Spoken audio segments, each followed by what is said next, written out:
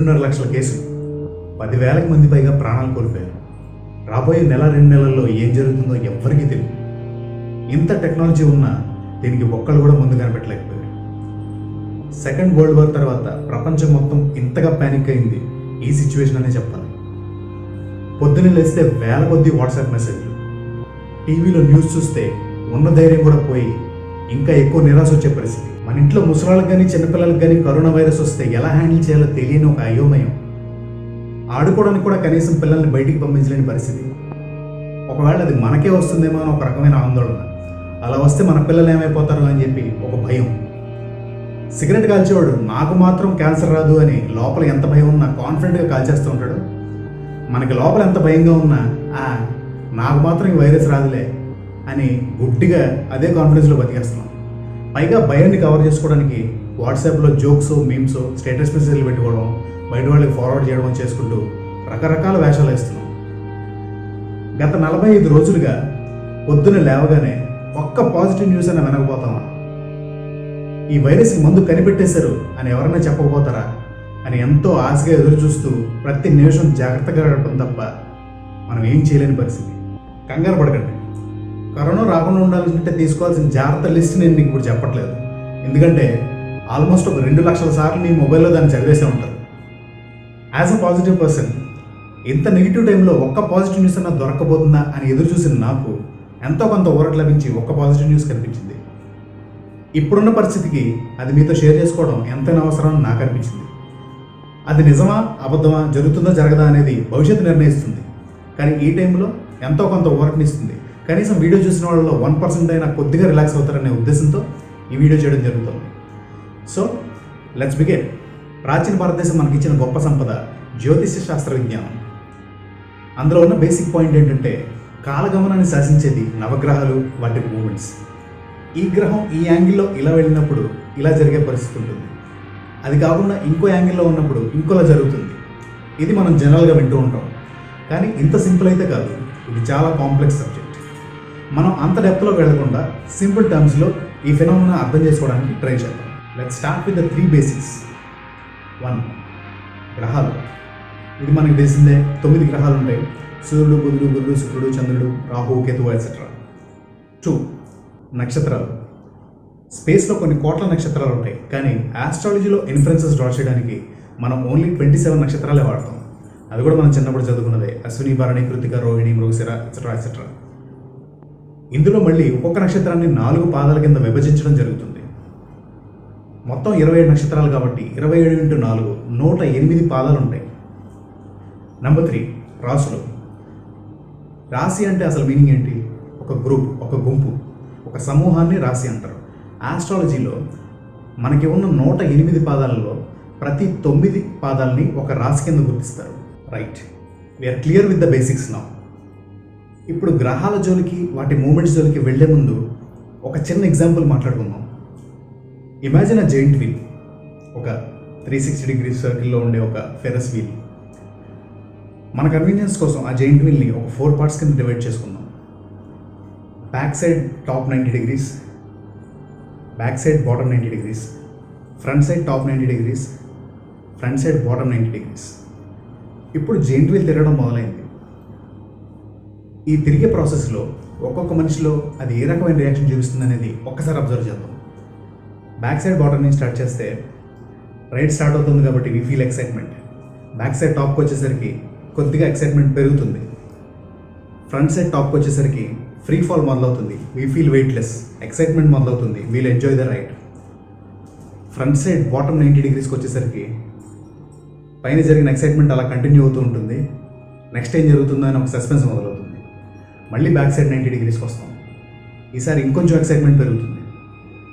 మళ్ళీ back side top 90 degreesకి వస్తాం. ఈసారి ఇంకొంచెం భయం ఇంకా పెరుగుతుంది. ఎక్సైట్మెంట్ కూడా ఇంకా పెరుగుతుంది. ఫ్రంట్ సైడ్ టాప్ 90 degreesకి వస్తాం. ఇప్పుడు ఇంకా ఎక్కువ అడ్రినలిన్ రిలీజ్ అవుతుంది. ఇంకా ఎక్కువ ఎక్సైట్మెంట్ ఉంటుంది, ఎందుకంటే స్పీడ్ పెరుగుతుంది కాబట్టి. మళ్ళీ కిందకు వస్తాం. ఈసారి టాప్ 90 degreesలో ఏం జరిగిందో కూడా మనకు గుర్తుండదు. అప్పటికప్పుడు ఆ మూమెంట్ని ఎంజాయ్ చేసామా లేదా అనేది కూడా మనకి తెలియదు. అంత ఎక్సైట్మెంట్లో ఉంటాం. ఈ యాంగిల్స్ అన్ని పక్కన పెడితే ఈ వీల్ తిరుగుతున్నంతసేపు కొంతమందికి భయం వేస్తుంది, కొంతమంది చాలా ధైర్యంగా ఎంజాయ్ చేస్తారు, కొంతమంది క్రేజీగా ఫీల్ అవుతారు, ఇంకొంతమంది అరుస్తూ ఉంటారు, కొంతమంది వామిటింగ్ చేసుకుంటారు కూడా. Now this is a phenomena. Let's see this phenomena in an emotional angle. ఇక్కడ జరిగేది ఏంటి, వీళ్ళు ఒక్కొక్క యాంగిల్లో ఉన్నప్పుడు ఒక్కొక్క మనిషిలో ఒక్కొక్క రకమైన ఎమోషన్ జనరేట్ అవుతుంది. ఒకడు హ్యాపీగా ఫీల్ అవుతున్నాడు, ఇంకోటి సాడ్గా ఫీల్ అవుతున్నాడు, ఇంకోటి క్రేజీగా ఫీల్ అవుతున్నాడు. దీన్నే సైంటిఫిక్ యాంగిల్లో చూద్దాం. సర్కిల్ ఒక్కొక్క పాయింట్లో మూవ్ అవుతూ ఉన్నప్పుడు మనిషి పైనుంచి కిందకు వచ్చినప్పుడు వెయిట్లెస్గా ఫీల్ అవుతూ ఉంటాడు. అక్కడ ఉన్న mass, gravitational force, wheel radius, wheel height, acceleration, vectorial direction, ఈ పారామీటర్స్ అన్ని వాడి ఒక్కొక్క పాయింట్లో ఎంత అపారెంట్ వెయిట్ ఉందనేది క్యాలిక్యులేట్ చేస్తారు. అది ఎంత మారుతూ ఉంటే మనిషిలో ఉన్న ఎమోషన్ అంత మారుతుంది, వాళ్ళ రియాక్షన్ కూడా అంత మారుతుంది. This is science. Now giant wheel height 50 to 60 metres ఉంటుంది. అందులో మహాపడితే 100-150 మంది పట్టచ్చు. ఒక 2 నిమిషాలు ఆ జైంట్ వీల్ తిరిగితే ఏం జరుగుతుంది అనేది ఇప్పటివరకు మనం చెప్పుకున్న కథ. ఇంత చిన్న వీల్ తిరిగితేనే మనిషిలో అన్ని రియాక్షన్స్ వస్తే మనం ఉంటున్నది 6400 కిలోమీటర్స్ హైట్ ఉన్న ఒక mega giant wheel Earth, and it's rotating all the time without any stop. And let me tell you, ఇది కాకుండా ఈ పర్వ్యూలో ఇంకో 8 జైంట్ వీల్స్ తిరుగుతున్నాయి. So in total 9 giant wheels ఒకేసారి తిరుగుతూ ఉన్నాయి. అలాంటి 9 జైంట్ వీల్స్ తిరుగుతూ ఉన్నప్పుడు ఎర్త్ మీద ఎంత ఇంపాక్ట్ చూపించింది అనేది how can you imagine? I mean, how do you even measure that impact? Well, Indians have made it so easy with their astrological concepts. You're welcome world. ఏ టైంలో ఏ planet ఏ యాంగిల్లో తిరుగుతున్నప్పుడు ఏ రకమైన ఇంపాక్ట్ ఉంటుందనేది మనకున్న ఆస్ట్రాలజికల్ కాన్సెప్ట్స్ నుంచి inferences draw చేయడం మనకి సాధ్యపడుతుంది. ఇప్పుడు మనం చేయబోయేది అదే. నా ఇందాక మనం నక్షత్రాలని పాదాల కింద డివైడ్ చేసామని అనుకున్నాం. అలా ఎందుకు డివైడ్ చేశారని మనకు డౌట్ రావాలి. It is simple. ఒక్కొక్క పాదం 3 degrees 20 minutesతో సమానం. అంటే ఒక నక్షత్రాన్ని చూస్తే 4 పాదాలు కాబట్టి 4 × 3 degrees 20 minutes, total 13 degrees 20 minutes. దీన్ని ఎలా అర్థం చేసుకోవచ్చు అంటే, ఒక గ్రహం ఒక నక్షత్రాన్ని దాటాలి అంటే 13 degrees 20 minutes రొటేట్ అయితే ఆ నక్షత్రాన్ని క్రాస్ చేయగలుగుతుంది. ఫర్ ఎగ్జాంపుల్, రాహుగ్రహం మిథున రాశిలో పునర్వసు మొదటి పాదంలో ఉందనుకుంటే అప్పుడు ఒక రకమైన ఇంపాక్ట్ చూపిస్తుంది. అదే రాహుగ్రహం అదే మిథున రాశిలో ఒక 3 పాదాలు దాటి నెక్స్ట్ నక్షత్రం అంటే ఆరుద్ర నక్షత్రానికి వెళ్ళినప్పుడు, అంటే 9 degrees రొటేట్ అయినప్పుడు ఇంకొక రకమైన ఇంపాక్ట్ చూపిస్తుంది. So this is how planetary motions will impact earth. Okay, impact ఉంటుంది అని చెప్తున్నాం, కానీ ఆ ఇంపాక్ట్ ఏంటి, దాన్ని ఎలా మెజర్ చేయాలి అనేది ఎలా తెలుసుకోవాలి? ఒక్కొక్క గ్రహానికి ఒక్కొక్క లక్షణం ఉంటుంది, అలాగే ఒక్కొక్క నక్షత్రానికి ఒక్కొక్క లక్షణం ఉంటుంది. గ్రహానికి నక్షత్రానికి వచ్చిన కాంబినేషన్లో వచ్చే రిజల్ట్ ఇంకొకలా ఉంటుంది. సపోజ్ ఫైర్కు ఉండే లక్షణం మండటం, వాటర్కు ఉండే లక్షణం ఫైర్ ఉంటే దాన్ని ఆర్పేయటం, పెట్రోల్కు ఉండే లక్షణం ఫైర్ ఉంటే దాన్ని డబుల్ చేయడం అంటే ఉధృతంగా మార్చడం. సో ఇప్పుడు మీరు ఫైర్ అండ్ వాటర్ కాంబినేషన్ తీసుకుంటే ప్రశాంతంగానే ఉంటుంది, ఎందుకంటే ఫైర్ ఆగిపోతుంది కాబట్టి. ఫైర్ అండ్ పెట్రోల్ కాంబినేషన్ తీసుకుంటే ఉన్న మంట కాస్త ఉధృతంగా మారుతుంది. ఇప్పుడు ఎగ్జాక్ట్గా జరిగేది అదే. రాహు అండ్ ఆరుద్ర నక్షత్రంలో వచ్చే కాంబినేషన్లో ఉన్న మంట కాస్త ఉధృతంగా మారుతుంది. అందుకే మనకి ఈ విపరీత పరిణామాలు. రాహుగ్రహం లక్షణాలు ఏంటి? దీన్ని గాడ్ ఆఫ్ కెమికల్స్ అని కూడా అంటారు. అంటే అక్కడ ఆ గ్రహంలో ఉండే కెమికల్ కాంపోజిషన్ వల్ల ఎర్త్లో ఉన్న హ్యూమన్స్లో కొన్ని నేచర్స్ డెవలప్ అవుతాయి. అవేంటంటే deception, cheating, fear, poison, insensitivity, immorality, variety of diseases, etcetera etcetera. ఇక ఆరుద్ర విషయానికి వస్తే దానికి అధిపతి రుద్రుడు, ఆ నక్షత్రానికి అధిపతి రుద్రుడు అంటే శివుడు. గొంతులో గానం పెట్టుకుని తిరుగుతూ ఉంటాడు. సో దానికి ఇంపార్టెంట్ ప్రాపర్టీ పాయిజన్. అది కాకుండా it is known for it's wild and strange nature. So ఇప్పుడు ఈ రెండింటి కాంబినేషన్లో తీసుకుంటే రాహులో ఉన్న వెరైటీ ఆఫ్ డిసీజెస్, ఆరుద్రలో ఉన్న పాయిజన్. రాహులో ఉన్న చీటింగ్ నేచర్, ఆరుద్రలో ఉన్న స్ట్రేంజ్ అండ్ వైల్డ్ నేచర్. ఇప్పుడు ఈ లీతల్ కాంబినేషనే వర్కౌట్ అవుతుంది. అంటే ఈ కాంబినేషన్లో ఫైర్ అండ్ పెట్రోల్లో ఏ రిజల్ట్ అయితే వస్తుందో అంత ఉధృతంగా ఉంటుంది, and it is going to be a disaster. Now let's go back to 2001. 2001లో రాహు మిథున రాశిలోకి వచ్చి February 2001 నుంచి అక్టోబర్ 16, 2001 వరకు ఆరుద్రలో ట్రాన్సిట్ జరిగింది. సో ఈ టైంలోనే మనం సెప్టెంబర్ 9/11 దాడిని చూడొచ్చు. ఆ దాడి ఒకేసారి ప్రపంచాన్ని కుదిపేసింది. కొన్ని వేల మంది చచ్చిపోయారు. వరల్డ్ ఎకానమీ అంతా దెబ్బతింది. కొన్నాళ్ల పాటు అన్ని దేశాలు టెర్రరిస్టులు అంటేనే వణికిపోయారు. అక్టోబర్ 16 తర్వాత ఆరుద్ర నక్షత్రం నుంచి ఎప్పుడైతే బయటకు వచ్చిందో ఈ రాహుగ్రహం, అప్పుడే పరిస్థితులు కుదిరిపడడం మొదలుపెట్టాయి. రాహుగ్రహం ఒక్కొక్క పాదంలో 2 నెలలు ఉంటుంది.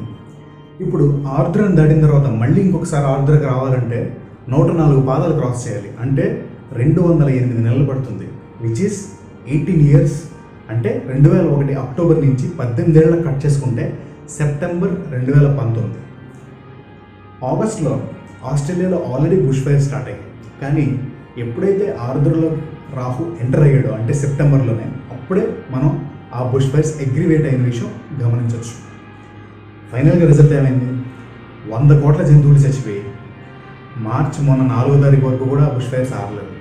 Totally it's a disaster. అది starting stage of this lethal combination. ఎప్పుడైతే ఆరుద్ర కోర్లోకి ఎంటర్ అవుతున్నాడో రాహు, నవంబర్ డిసెంబర్ టైంలో అప్పుడే కరోనా స్టార్ట్ అయింది. విదిన్ 3 months 2,55,000 కేసులు, ఆల్మోస్ట్ 10,000 మందికి పైన ప్రాణాలు కోల్పోయారు. సో మన అనాలిసిస్ ప్రకారం ఈ ఇంపాక్ట్ రాహు ఆరుద్ర నక్షత్రంలో ఉన్నంత వరకు ఖచ్చితంగా ఉంటుంది. డేట్ ప్రకారం చూసుకుంటే ఏప్రిల్ 22 దాటితే కానీ రాహు ఆరుద్రాన్ని విడిచిపెట్టడం మొదలు పెట్టడం. సో ఖచ్చితంగా ఏప్రిల్ 22 వరకు కరోనా వైరస్ ఇంపాక్ట్ ఇలాగే ఉంటుంది. మోర్ ఇంపార్టెంట్లీ మార్చ్ 30న గురుడు, శని ఆ 2 గ్రహాలు కూడా ఈ రాశి నుంచి బయటికి వెళ్తాయి. కాబట్టి రాహుగ్రహందే రాజ్యం అంతా. కాబట్టి ఇంకా డిస్ట్రక్టివ్ ట్రెండ్స్ మార్చ్ 30 నుంచి ఏప్రిల్ 22 వరకు చూసే అవకాశం చాలా ఎక్కువ ఉంది. ఎప్పుడైతే ఏప్రిల్ 22ని మృగశిరలోకి ఎంటర్ అవడం మొదలు పెడతాడో రాహు, అక్కడి నుంచి కరోనా వైరస్ ఇంపాక్ట్ కొంచెం తగ్గుతూ ఉంటుంది. ఎప్పుడైతే మృగశిర కోర్లోకి వెళ్ళిపోతాడో అంటే మే 22 కల్లా ఆరుద్రాన్ని కంప్లీట్గా వదిలేసి మృగశిరలోకి వెళ్ళిపోతారు. మే 22 తర్వాత నుంచి కరోనా వైరస్ ఇంపాక్ట్ మ్యాక్సిమం తగ్గిపోయే ఛాన్స్ చాలా ఎక్కువ. ఇక్కడ మనకి ఇంకో డౌట్ రావాలి, మృగశిర నక్షత్రంలోకి రాగానే ఇంపాక్ట్ తగ్గిపోతుంది అని ఎలా చెప్తాం? ఆ క్వశ్చన్కి ఆన్సర్ తెలియాలంటే ఇంతకు ముందులాగే రాహుగ్రహం లక్షణాలు, మృగశిర లక్షణాలు కాంబినేషన్లో చూస్తే మనకే అర్థమవుతుంది. రాహుగ్రహం పాయిజన్ సిగ్నిఫై చేస్తుందని ఇంతకుముందు చెప్పుకున్నాం. మృగశిర సిగ్నిఫై చేసేది అమృతానికి పాయిజన్ని కూడా నల్లిఫై చేసే ప్రాపర్టీ ఉంది. సో ఈ రెండింటి కాంబినేషన్లో తీసుకుంటే పాయిజన్ ఇంపాక్ట్ని 100% తగ్గించే లక్షణం మృగశిరాకు ఉంది.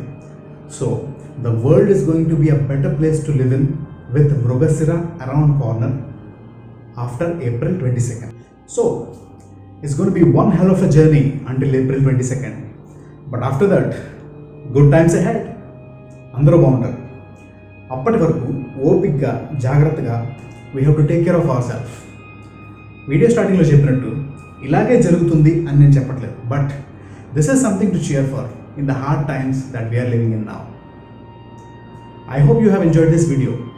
మీకు నచ్చితే లైక్ చేయండి, కామెంట్ చేయండి, షేర్ చేయండి. Most importantly, subscribe to my channel. See you again.